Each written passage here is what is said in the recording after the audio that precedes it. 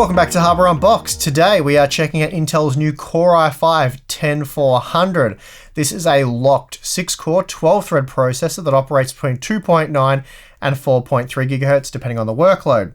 Now, the reason the base clock is so low relative to something like the 10600K is because the TDP rating has dropped from 125 watts all the way down to just 65 watts. However, something interesting to note is that the vast majority of Z490 motherboards don't actually enforce the TDP limits.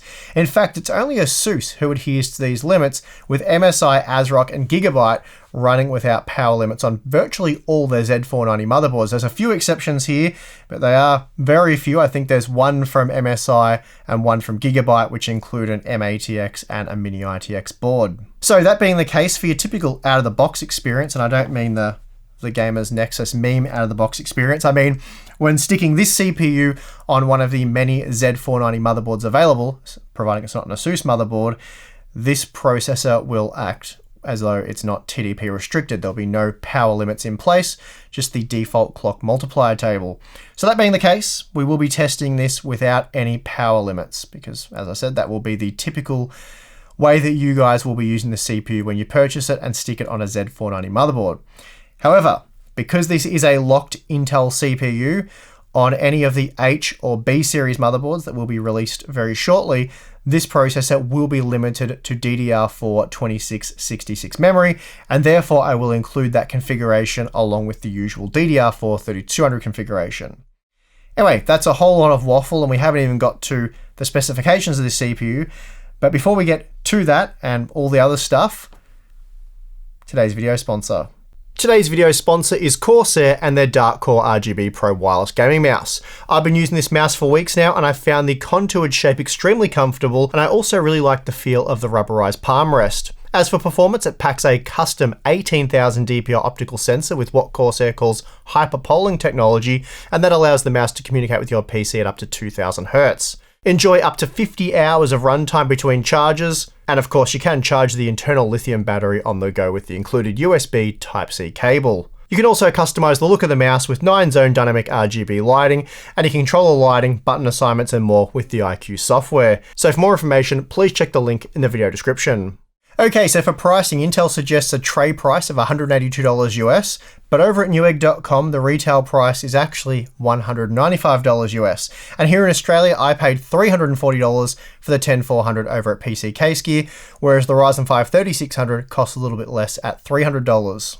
And it is a similar story over in the US where you can snag a 3600 for just $175 US. So that means when it comes to pricing, AMD is asking less for their base model 6-core 12-thread processor, and of course it's also unlocked and supports memory overclocking on all motherboards.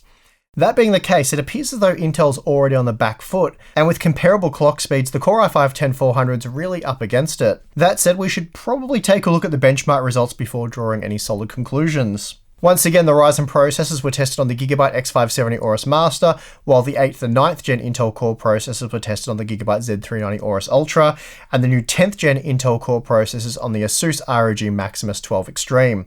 Finally, all configurations were tested with a GeForce RTX 2080 Ti, 32GB of DDR4 3200CL14 memory, and a Corsair Hydro Series H150i Pro 360mm all-in-one liquid cooler.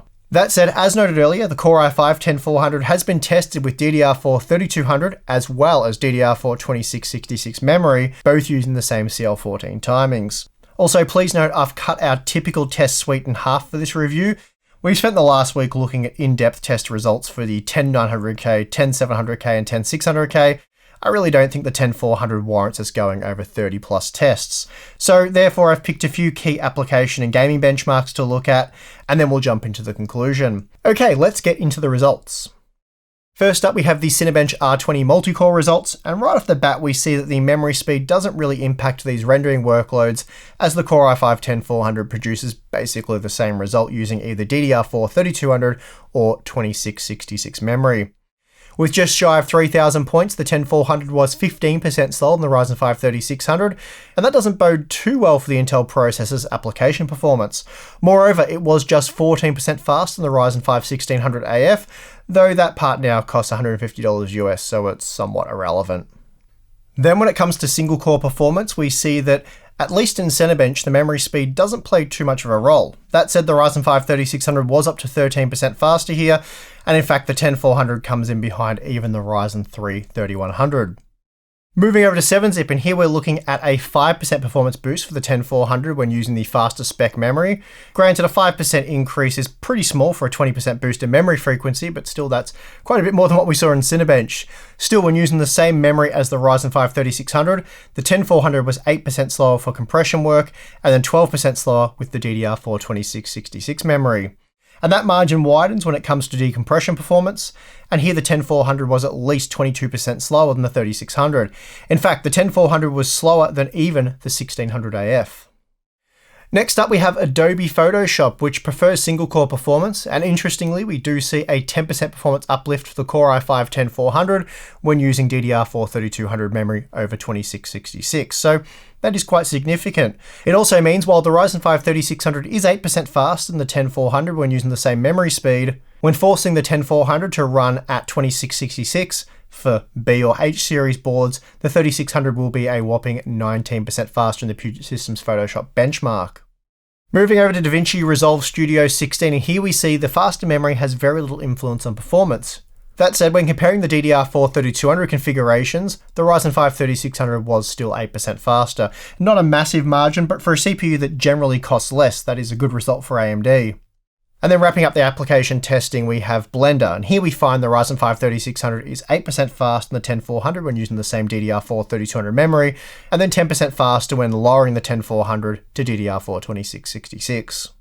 When looking at power consumption, we find that the Ryzen 5 3600 it isn't miles better than the 10400, consuming roughly the same amount of power for 10% better performance. Okay, so time for some gaming benchmarks, and again, we're going to cut down from the usual 7 game sample to just 4, as that really tells us all we need to know. Starting with Battlefield 5, we see that the Core i5-10400 performs very well in games, and with the same spec memory, roughly matches the Core i7-8700K, making it around 5% faster than 3600 when comparing the average frame rate. However, when paired with a B or H series board, the 10400 will only match the 3600 in this title. And while that doesn't make it a great deal slower than the Z490 configuration, the key takeaway here being that it only matches the competing Ryzen processor. Jumping to 1440p reduces the margins for the most part, and now the 10400 performs roughly the same using either DDR4 2666 or 3200 memory. Far Cry New Dawn, which we typically consider to be a worst case for Ryzen processors, sees the 10400 only matching the 3600 with the same DDR4 3200 memory. Using DDR4 2666 sees the 10400 slip just behind the 3600, though we are kind of talking margin of error stuff here. Moving to 1440p sees the margins remain much the same, and really it should be impossible to tell the difference between the 10400 and 3600 even when using DDR4 2666 memory. The Ryzen 5 3600 performs very well in Rainbow Six Siege, particularly when looking at the 1% low result. Here it was 11% faster than the Core i5-10400 and 20% faster when comparing the Intel processor using DDR4 2666 memory. That said, it's important to note that worst case, the Intel CPU was still spitting out over 180 FPS at all times, so how much that 20% margin really matters is debatable. Moreover, when jumping to 1440p, which we feel is a more realistic scenario with an RTX 2080 Ti, the 10400 and 3600 are indistinguishable in terms of the gaming experience. We're also looking at virtually no difference between the DDR4 2666 and 3200 configurations. Interestingly, we do see a rather significant difference in the Shadow of the Tomb Raider results when comparing DDR4 3200 and 2666. Here, the faster memory spec boosted the average frame rate by 11%. As noted in the past, Shadow of the Tomb Raider is a very CPU demanding title, particularly the open world section we use for testing. And on that note, again, I should just be clear, these results haven't been recorded using the built-in benchmark, which we feel isn't particularly CPU demanding and not a good way to test CPU performance in this title. Rather, we're using OCAT to measure in-game performance, and as I said, this is a later section of the game, about 4 or 5 hours into the campaign. And Shadow of the Tomb Raider is probably the most CPU demanding title that we test with, and certainly right up there with Battlefield 5. So it's interesting to see not only a big difference between the DDR4 memory configurations, but also see the Ryzen 5 3600 trailing the Core i5-10400 by just a 4% margin, and then beating it when using DDR4 2666. Of course, as we move to 1440p, the results become far more GPU bound, and as a result, the 3600 and 10400 deliver identical performance when both configured with DDR4 3200 memory. Having said all that though, the 2666 configuration is now just 3% slower when comparing the average frame rate. Alright, so is the Core i5-10400 worth the $195 US asking price? In short, no. And of course, I'm about to explain to you why that is. The key issue here for Intel as I see it is AMD's very aggressive pricing strategy. Although the Ryzen 5 3600 should be the slightly more expensive CPU at $200 US, that is the launch price, for almost 4 months now, it's been selling for just $175 US. And as you just saw, when it comes to gaming performance, the Core i5 processor is roughly on par with the 3600, while for productivity type tasks, the AMD offering was often up to 10% faster while consuming a similar level of power. So the fact that the Ryzen 5 processor costs $20 less, that really is bad news for Intel, and unfortunately, it gets worse when you factor in the board cost. A decent Z490 board like the Tomahawk will set you back $190, whereas the B450 Tomahawk costs just $115, and that's a $75 US price discrepancy. Both do come with box coolers, so that's not a cost concern, though neither is particularly impressive. But what all this means is the 10400 will end up costing almost $100 more if you want to take advantage of the faster memory. I should just note there are cheaper $150 Z490 motherboards, but let's be honest, they're pretty bloody awful with weak VRMs and lackluster feature sets. In my opinion, you 100% shouldn't buy them. So assuming decent Intel B460 motherboards can match what the B450 Tomahawk offers, for example, in terms of quality and features, that'll see the 10400 cost just $20 more. But it will limit it to DDR4 2666 memory, where it was typically slower than the Ryzen 5 3600 in games, especially more demanding games, and up to 20% slower in applications. So for those reasons, in my opinion, you really shouldn't buy the Core i5-10400. That said, it's not a horrible buy, and it's not a bad CPU. The Ryzen 5 3600 is just a better value option for many of the reasons just mentioned. But if you happen to end up with a 10400, I think for the most part you'll be happy with the performance, but the fact is you could have done better while saving a few dollars. If the Ryzen 5 3600 remains at $175 US, which at this point I think it seems set to do, then for me to consider recommending the Core i5-10400, Intel will need to drop it down to $150 US. And of course, B460 motherboards will have to prove their worth as well, and I think opening up the memory overclocking there would certainly help Intel's case, and this is really something they absolutely need to do at this point. Anyway, that's going to do it for this one. Let me know what you think about the Core i5-10400 down in the comment section below, and if you enjoyed this video, hit it with a like. And you can also subscribe for more content like this. We have the Core i3 series coming up very shortly on the channel, along with the monthly Q&As and a few other videos worth looking out for.